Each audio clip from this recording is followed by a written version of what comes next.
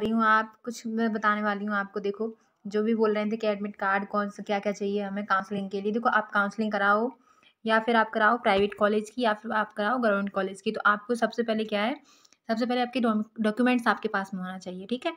तो डॉक्यूमेंट्स क्या-क्या हैं वो मैं आपको आज बताने वाली हूँ। और देखिए, जो भी चीज़ है मैं मेरे पास कुछ चीज़ें हैं जो ओरिजिनल हैं वो ओरिजिनल दिखा दूँगी और जो आपको क्लियर थोड़ा-सा ना हो तो वो भी दिखा दूँगी मैं, ठीक है? साथ में आपको। तो आप देखते रहिए क्या देखो मैं बताती हूँ सबसे पहले, अगर आपको ना एडमिशन लेना है केजीएमयू में या आरएमयू में, तो सबसे पहले तो उसका अलॉटमेंट लेटर आपके पास में होना चाहिए, ठीक है? जैसे ही जैसे जैसे काउंसलिंग हो जाएगी ना, अभी काउंसलिंग 1-2 दिन में या फिर इस मंथ में हो जाएगी काउंसलिंग, वैसे ही क्या होगा कि वो क्या करेंगे काउंसलिंग होते ही वो आपको अलॉटमेंट लेटर होगा आपके पास में। तो वैसे ही आपके पास क्या होगा अलॉटमेंट लेटर आएगा, ठीक है? ऐसे कुछ अलॉटमेंट लेटर होगा, मतलब जो अलाउंस होगी कि आपकी काउंसलिंग हो चुकी है और आप ना एडमिशन अपना करवा सकते हो कॉलेज में। कौन से? किसी भी कॉलेज में, जैसे आप एबीएमयू है या आरएमयू है या फिर केजीएमयू है या सैफई में जो इटावा सैफई कॉलेज है, वो वहाँ से आपको एक अलॉटमेंट लेटर मिलेगा, उसे आपको प्रिंट निकलवानी पड़ेगी उसकी, तो वो निकलवा लेना। उसके बाद में क्या होगा आपको देखो एडमिट कार्ड, आपका जो एडमिट कार्ड था ना जो आप एंट्रेंस एग्ज़ाम में देने गए थे एडमिट कार्ड, ठीक है? वो एडमिट कार्ड आपके पास में होना चाहिए, कंपल्सरी है ये सारी चीज़ें कंपल्सरी हैं, ठीक है? तो आपको आपके पास में ये होना ही चाहिए, ठीक है? फिर बाद में देखिए बाद में क्या है बाद में रैंक कार्ड। अब देखो जैसे आपने निकलवा लिया सब कुछ, उसके बाद में आपके पास में रैंक कार्ड भी होना चाहिए।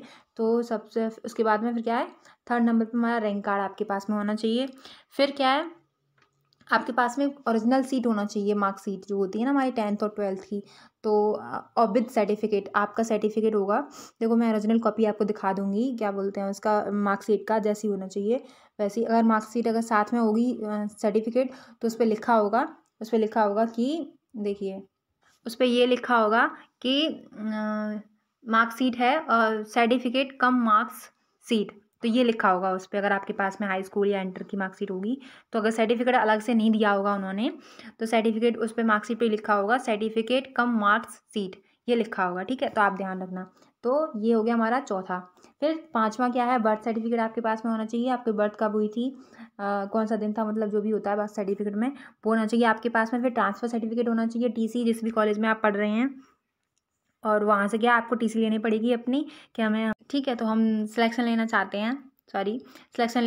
हैं उसमें, तो हमें क्या चाहिए ट्रांसफ़र सर्टिफिकेट चाहिए यहाँ से, वहाँ पे हम ट्रांसफ़र सर्टिफिकेट देना चाहते हैं, ठीक है? उसके बाद में आपके चौथे नंबर पे क्या होगा, चौथा नहीं 5वां, 1 2 3 4 5 6 कितना हो गया, 1 2 3 4 5 6 हो गए। अब 7वां क्या है, कास्ट सर्टिफिकेट। आपके पास में कास्ट सर्टिफिकेट होना चाहिए, एससी से हो, ओबीसी से हो या फिर एसटी से हो, तो आपके पास में क्या होना चाहिए, कास्ट सर्टिफिकेट होना चाहिए। और वो भी देखो कास्ट सर्टिफिकेट कैसा होना चाहिए कि जो ओबीसी से हैं आप, तो 6 मंथ से बिफोर, 6 महीने से पहले का नहीं होना चाहिए आपके पास में कास्ट सर्टिफिकेट, ठीक है?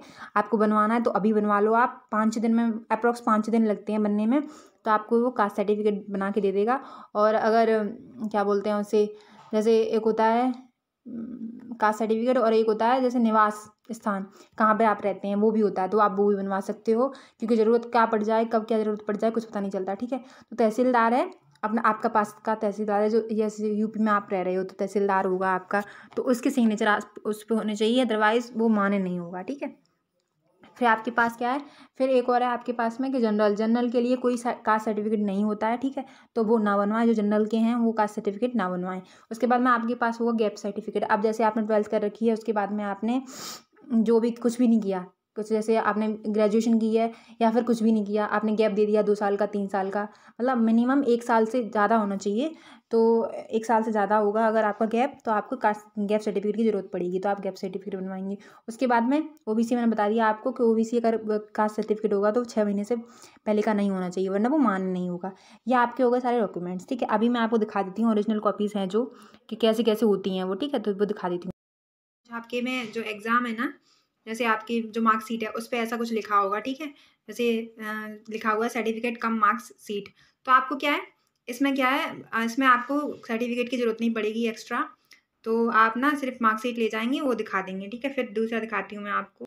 देखिए ऐसा कुछ होगा आपका जाति प्रमाण पत्र, जैसे उत्तर प्रदेश के पिछड़ी जाति के लिए जाति प्रमाण पत्र, ये आपका जाति प्रमाण पत्र होगा। और देखो इसमें क्या डेट पड़ी हुई है, 2018 4 2021, तो ये क्या होगा, ये वैलिड नहीं है। अभी आपको 2022 चल रहा है तो आप ना अभी बनवा सकते हैं, वो वैलिड होगा, अदरवाइज ये वैलिड नहीं है, ठीक है।